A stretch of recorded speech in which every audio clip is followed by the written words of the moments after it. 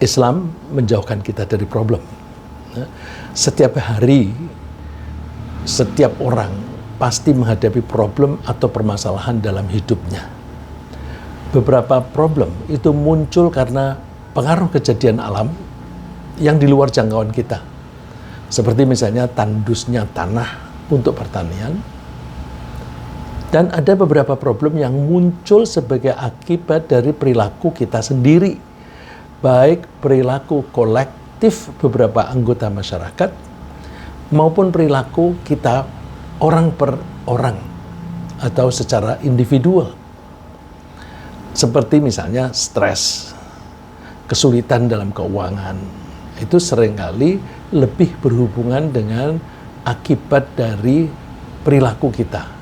Nah, problem yang kita bahas pada kesempatan ini adalah problem yang dikaitkan dengan perilaku kita sendiri, yakni problem yang bisa kita sebut sebagai man-made, ya, man-made yang dibuat oleh manusia, yang dibuat oleh kita sendiri. Kita insya Allah akan jauh dari problem yang diakibatkan oleh perilaku kita sendiri jika kita mengikuti ajaran Islam, ajaran yang berasal dari Allah. Allah itu yang telah menciptakan kita dan yang membimbing kita. Dan Allah pula yang menciptakan problem itu. Nah, ajaran dari Allah adalah panduan hidup yang secara umum terdiri dari perintah dan larangan. Ya, ajaran Allah itu isinya bimbingan. Bimbingan itu sama dengan pengarahan. Pengarahan itu biasanya isinya perintah dan larangan. Apa yang boleh kita lakukan atau harus kita lakukan, dan apa yang jangan kita lakukan. Kita suka menyebutnya the do's and the don'ts. Ya. Do's-nya apa? Do, apa yang kita harus lakukan. Don't, apa yang kita tidak boleh melakukan. Nah, apapun yang diperintahkan oleh Allah pasti menguntungkan kita atau berakibat baik pada diri kita sendiri. Dan tidak ada sebaliknya, kalau kita melanggar ketentuan Allah, maka perilaku kita itu akan berakibat merugikan diri kita sendiri. Ya. Jadi apapun yang dilarang oleh Allah pasti merugikan atau menyengsarakan kita jika kita melanggarnya. Dan sama sekali tidak merugikan Allah. Nggak ada hubungannya dengan Allah perilaku kita ini. Dalam arti kita taat kepada Allah, Allah tidak diuntungkan. Kita melanggar ketentuan Allah atau kita bahkan menantang Allah, Allah tidak terpengaruh. Ya.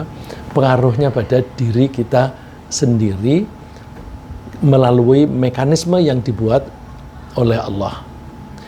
Dengan demikian, jika kita melaksanakan apapun yang diperintah Allah, kita akan memperoleh keuntungan-keuntungan untuk diri kita sendiri.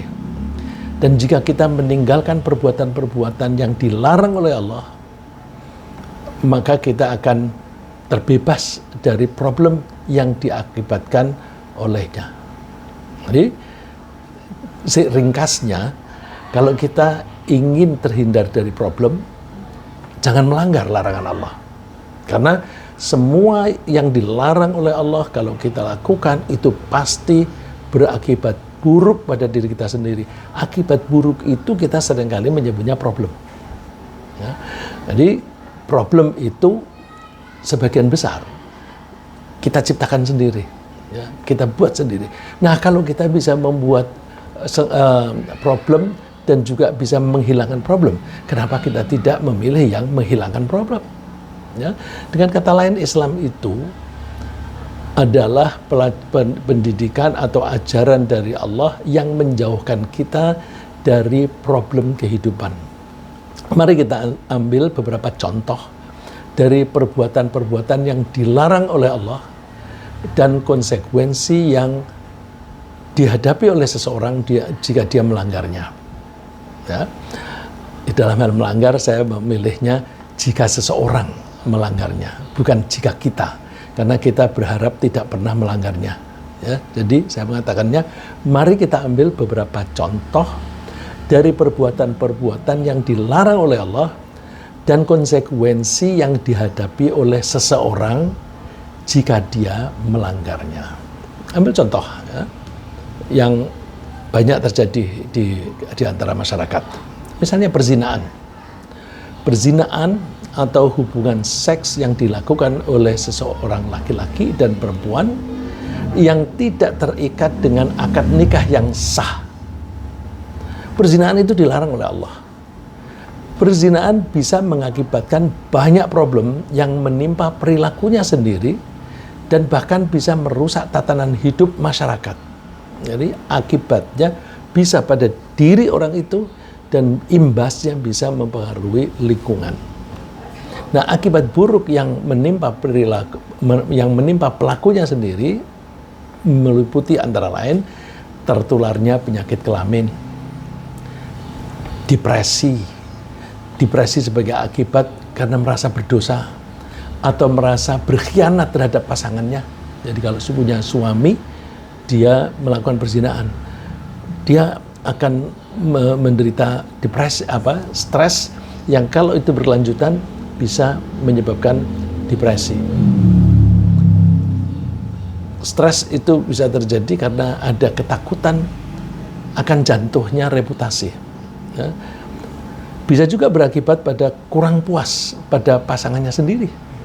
Karena berzina dengan orang lain, apalagi kalau orang lain itu melakukannya itu secara profesional.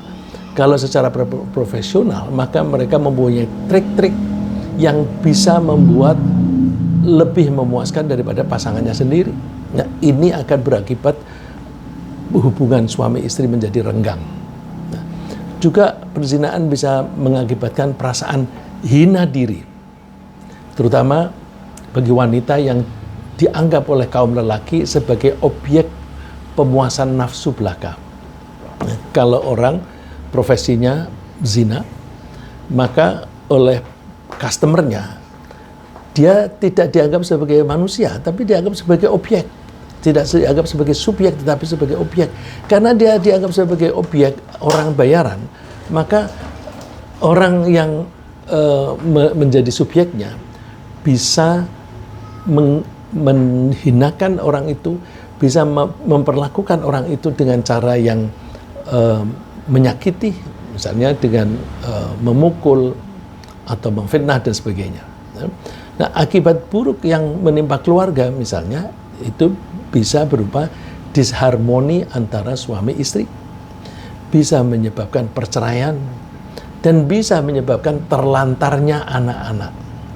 Nah, akibat buruk yang menimpa masyarakat bisa muncul dari perzinaan, yaitu meningkatnya tingkat kejahatan seperti kekerasan, maraknya konsumsi minuman keras dan obat terlarang, serta dekadensi moral bagi para pemuda. Ya, karena kalau di tempat-tempat perzinahan itu suka dibarengi dengan minum-minuman supaya ada keberanian, supaya tidak malu dan sebagainya, atau punya semangat dan sebagainya. Dan itu mempengaruhi lingkungan anak-anak muda, sehingga terjadilah dekadensi moral atau kerusakan akhlak para pemuda. Karena begitu banyak keburukan yang diakibatkan oleh perzinaan, Allah menyebut perzinaan sebagai gaya hidup yang buruk, yang harus dijauhi. Dengan demikian, jika kita mengikuti Islam atau mengikuti ajaran Allah dengan baik, kita akan terjauhkan dari banyak masalah dalam kehidupan. Ini sebagai contoh, kalau kita menghindari perzinaan saja, kita akan terhindar dari beberapa problem yang muncul. Maka ketika Allah melarang kita berzina, Allah menyebutnya bukan jangan berzina, tetapi jangan mendekati. Mendekati saja jangan, apalagi melakukannya. Wala taqrabuz zina innahu kana fahisyah wa sa'a sabila. Dan janganlah kamu mendekati zina. Sesungguhnya zina itu adalah suatu perbuatan yang keji dan suatu jalan yang buruk. Suatu jalan yang buruk. bad way of life, ya, cara hidup yang buruk. Kita juga akan terhindar dari problem kekeluargaan jika kita bersedia mentaati larangan Allah yang lain-lain. Misalnya, kita mentaati larangan Allah, jangan sampai kita merampas hak anak yatim. Seringkali terjadi seorang kakak menguasai harta warisan adiknya yang masih kecil dengan alasan bahwa dia, kakak itu, akan mengelolanya dengan baik agar harta itu bisa awet atau bahkan bertambah selagi adiknya masih kecil dan belum memiliki kemampuan untuk mengelola hartanya. Tapi seringkali kakak semacam ini tidak jadi menyerahkan harta itu kepada adiknya yang berhak. Nah, perampasan harta semacam ini sering menimbulkan perpecahan dan permusuhan di antara para keluarga, para anggota keluarga itu. Ada di antara mereka yang membawa perkara itu ke pengadilan, sehingga persengketaan mereka itu berlarut-larut dan menyebabkan banyaknya biaya yang keluar untuk membayar para pihak yang diberi kuasa hukum. Kita bayangkan betapa banyak biaya yang harus dikeluarkan untuk membayar advokat, kepada lawyer, kepada ahli hukum yang mewakili kita atau yang memberi saran kepada kita secara hukum. Dan persidangan itu bisa berlarut-larut dan mungkin memang dibuat berlarut-larut supaya penggunaan jasa itu bisa berlangsung lama. Akhirnya kita harus mengeluarkan biaya yang bisa jadi lebih besar daripada harta yang diperebutkan. Ya. Bahkan ada kasus yang menyebabkan pembunuhan antar keluarga. Oleh karena itu kita mesti berusaha mentaati peraturan Allah, termasuk larangan merampas hak anak yatim, sehingga kita bisa terhindar dan jauh dari masalah-masalah kehidupan. Dan perlu kita tekankan bahwa ketika kita mentaati peraturan Allah, kita niatkan semata-mata untuk mencari ridho Allah. Allah berfirman, wala taqrabu malal yatimi illa billati hiya ahsanu hatta yablugha asyuddah. Lagi, ketika Allah melarang kita makan harta anak yatim, Allah menggunakan kata jangan mendekati. Janganlah kalian mendekati harta anak yatim kecuali dengan cara yang paling baik, untuk menunggu sampai dengan anak itu baligh atau dewasa. Ya. Jadi ini dua contoh, perzinaan dan makan harta anak yatim itu dilarang oleh Allah. Kalau ada orang melanggar itu, maka pelanggaran itu akan menyebabkan problem bagi pelakunya dan bahkan pada lingkungannya juga. Kalau kita ingin terhindar dari problem semacam itu, kita taati Allah, kita hindari larangan-larangan Allah, dan demikian kalau kita mengikuti ajaran Islam, kita akan terjauhkan dari problem. Kita juga akan terhindar dari problem jika kita melaksanakan ajaran Islam dalam rangka mentaati bimbingan Allah, misalnya dalam hal mengonsumsi makanan dan minuman yang halal. Ya. Allah menganjurkan kita untuk mengonsumsi hanya makanan dan minuman yang halal dan baik saja. Halal dan baik. Jika seseorang mengonsumsi makanan yang tidak halal dan atau tidak baik, berarti dia mengikuti langkah atau perilaku setan. Karena dia melanggar ketentuan Allah. Padahal setan itu selalu berusaha menjerumuskan kita. Oleh karena itu Allah menganjurkan kita untuk makan yang halal dan baik saja. Ya ayyuhan nasu kulu mimma fil ardi halalan thayyiban wa la tattabi'u khutuwatis syaitan. Wahai manusia, silakan makan dari hasil bumi secara halal dan baik. Jangan kalian mengikuti setan. Ini berarti kalau ada orang yang makan haram, dia sedang mengikuti setan. Kalau dia makan makanan yang buruk, dia sedang mengikuti setan. Setan itu maunya kita menderita. Maka kalau itu kita langgar, akan menyebabkan penderitaan. Dan penderitaan itu problem. Nah, setan itu musuh bagi kita. Innahu lakum aduwwum mubin. Sesungguhnya setan itu adalah musuh yang nyata. Nah, jika seseorang tidak mentaati bimbingan Allah semacam ini, misalnya dengan mengkonsumsi makanan yang haram dan atau yang tidak baik, maka dia akan menghadapi berbagai problem. Makanan yang haram itu bisa menjadi haram karena bahannya diharamkan oleh Allah. Ada juga makanan itu bisa haram karena cara perolehannya dilarang oleh Allah. Dan bisa juga makanan itu menjadi haram kalau cara makan kita tidak tepat, tidak baik. Ya. Jika seseorang melanggar larangan semacam ini, kemungkinan dia akan menghadapi problem dalam kesehatan, di samping juga berdosa. Ya, misalnya, حرمت عليكم الميتة والدم ولحم الخنزير وما أهل لغير الله به والمنخنقة والموقوذة والمتردية والنطيحة وما أكل السبع إلا ما ذكيتم وما ذبح على النصب. Diharamkan bagimu memakan bangkai, darah, daging babi, daging hewan yang disembelih atas nama selain Allah, binatang yang dicekik, atau yang mati karena dipukul, atau yang mati karena jatuh atau ditanduk, dan yang diterkam oleh binatang buas, kecuali binatang yang sempat disembelih ketika dia masih hidup. Dan diharamkan bagimu makan binatang yang disembelih diperuntukkan untuk berhala. Nah, kita tahu kalau bangkai atau darah dikonsumsi, maka itu kemungkinan besar mengandung penyakit. Kalau kita sembelih, kan darahnya kita alirkan dengan harapan penyakit-penyakit itu keluar. Nah, kalau bangkai, darah itu tidak keluar dan bahkan sudah mulai membusuk. Dan seringkali kalau binatang itu mati dengan sendirinya, itu mati karena penyakit.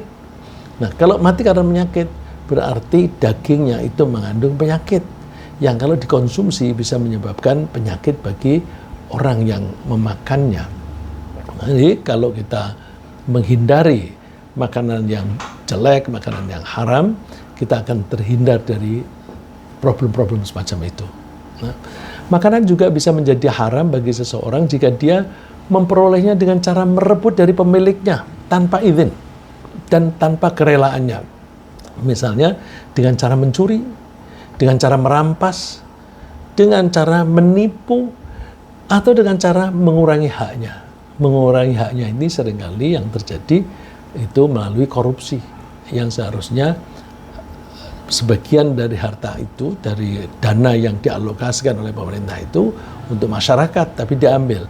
Untuk masyarakat itu bisa untuk konsumsi langsung, bisa juga untuk membangun fasilitas atau infrastruktur yang bisa mengembangkan atau menumbuhkan kegiatan ekonomi masyarakat. Kalau itu diambil sebagian, maka hak masyarakat menjadi berkurang. Nah, semua itu seperti mengurangi hak, mengurangi timbangan, mengurangi mutu, mencuri dan sebagainya, itu adalah perbuatan-perbuatan yang curang. Nah, Allah wanti-wanti atau memperingatkan kita bahwa orang yang curang itu akan celaka. Wailul lil mutaffifina alladzina idza iktalu 'alan nas yastawfun wa idza kaluhum aw wazanuhum yukhsirun. Celakalah orang-orang yang curang, yaitu orang-orang yang ketika membeli minta timbangannya dipenuhi, tapi ketika menjual mereka menimbang dengan dikurangi. Nah, zaman sekarang pengurangan itu tidak selalu dalam bentuk timbangan, bisa dalam bentuk mutu. Jadi kalau misalnya dalam perjanjian kontraknya misalnya akan dicat dengan cat yang berkualitas tinggi, diganti dengan cat yang kualitas rendah. Ya, saya pernah mendapatkan cerita dari orang yang mempekerjakan atau yang menyerahkan pekerjaan kepada kontraktor.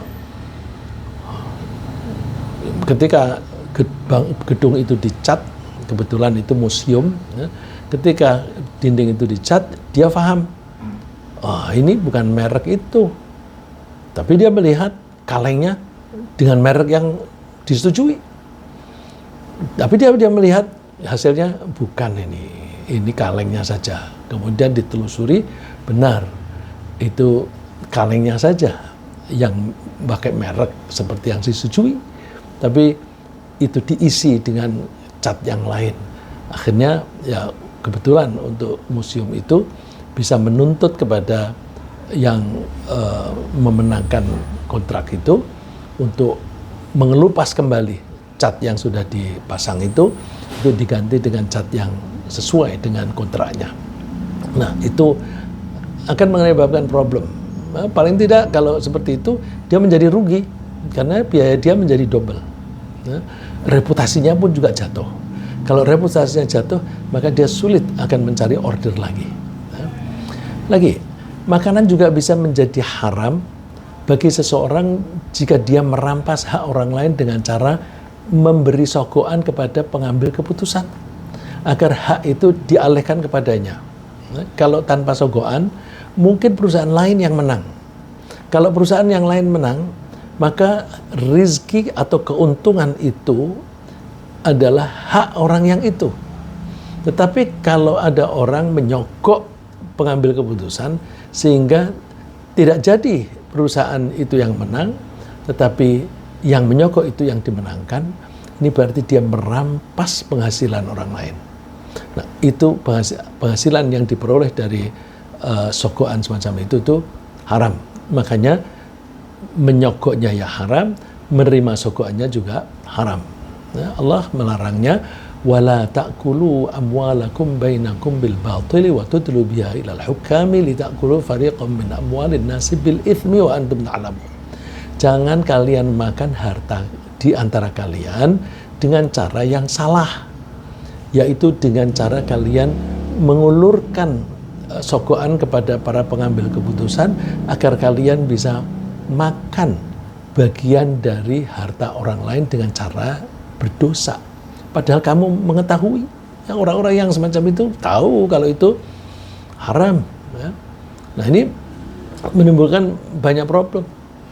Nah, oleh karena itu kalau pejabat-pejabat suatu negara itu pada korupsi, itu problemnya banyak. Nanti kalau orang yang paling tinggi itu korupsi, maka dia akan mengangkat orang-orang di bawahnya yang mau korupsi. Karena kalau dia mengangkat orang-orang yang anti korupsi, bawahnya itu akan ngeritik dia, akan membangkang kalau disuruh korupsi. Maka orang yang korupsi akan mengangkat bawahan-bawahan yang korupsi. Nah, itu korupsi akan marak di lembaga itu. Kalau lembaga itu kecil, ya terbatas, terlokalisasi hanya di situ. Tapi kalau itu pucuk pimpinan misalnya yang mempunyai cabang-cabang kelembagaan, maka seluruh negara itu akan menghadapi problem, yaitu orang yang korupsi dan memanfaatkannya itu menjadi kaya, tapi hak orang-orang lain atau orang yang hak-haknya itu diambil menjadi miskin. Maka gap antara si kaya dan miskin itu makin jauh. Yang kaya makin kaya, sementara yang miskin makin miskin. Nah, ini kalau kemiskinan tambah banyak, tambah marak, maka akibatnya tingkat kriminalitas akan naik, ya, akan naik. Dan pertumbuhan ekonomi juga tidak tumbuh atau tidak merata. Ya, bisa saja pertumbuhan ekonomi bagus, tapi yang menikmati hanya orang-orang yang kaya saja. Orang-orang yang di level bawah tidak menikmatinya. Ya. Lalu merebut makanan dari pemiliknya dengan cara mencurinya, misalnya dengan cara merampas dan dengan menipunya, dengan mengurangi haknya, atau dengan penyogokan pada pengambilan keputusan, itu pasti mendatangkan problem bagi pelakunya. Problem itu bisa berupa pemenjaraan, bisa pengucilan dalam pergaulan. Orang akan menjauh, alah itu koruptor, akan dijauhi. Atau ketidakpercayaan dalam bisnis. Orang itu suka mengurangi mutu, suka mengurangi timbangan, nanti customernya tidak mau. Ya. Problem yang lebih besar juga mengancamnya, yaitu siksaan neraka ketika di akhirat. Oleh karena itu, kita mesti mentaati anjuran Allah untuk mengonsumsi makanan hanya yang halal dan baik saja, sehingga kita akan terhindar dari berbagai problem semacam itu. Ya. Laisa 'alal ladzina amanu wa 'amilus solihati junahun fima ta'imu idza mattaqaw wa amanu wa 'amilus solihati tsumma taqaw wa amanu tsumma taqaw wa ahsanu wallahu yuhibbul muhsinin.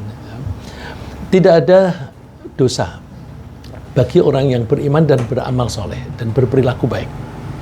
Tidak ada dosa dalam hal mereka makan, asal mereka itu makannya itu dengan prinsip-prinsip ketakwaan, dan mereka tetap menjaga keimanan dan berperilaku baik, dan mereka tetap bertakwa dan beriman dan berperilaku baik.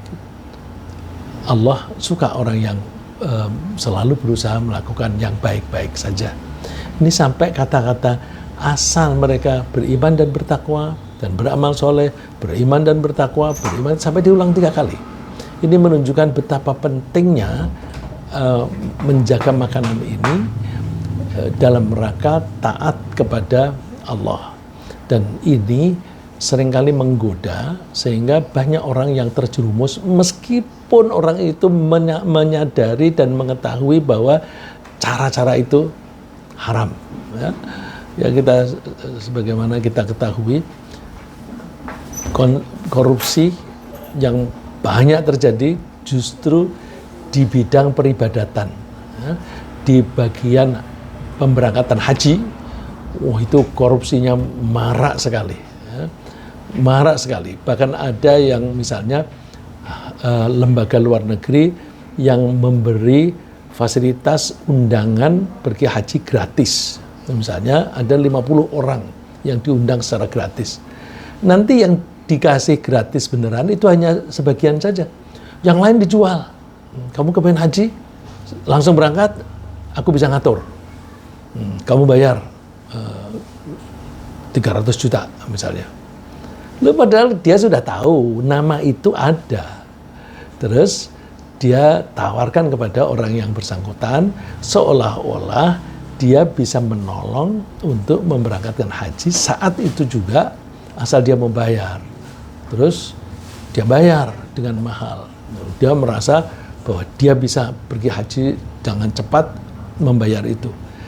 Ketika mereka ketemu dengan orang-orang yang sama, karena orang untuk undangan ketika sampai di Tanah Suci, kan mereka di hotel yang sama, makan bareng-bareng.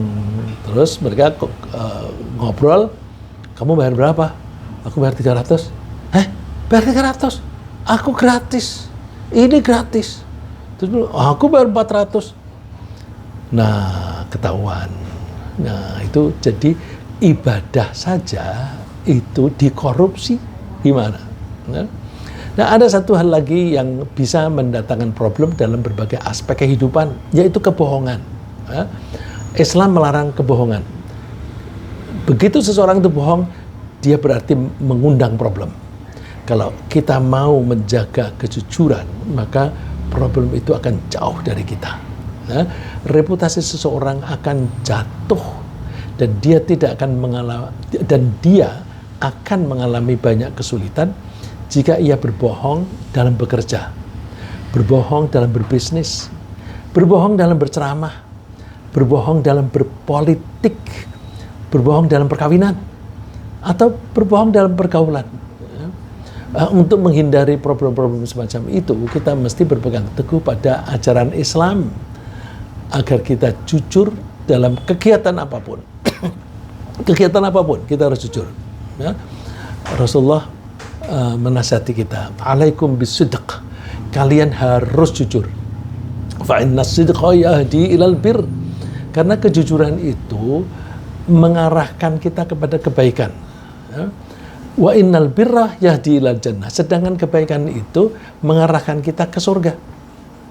Wa ma yazalur rajulu yasduqu wa taharras sidqa hatta yuktaba 'indallahi siddiqa.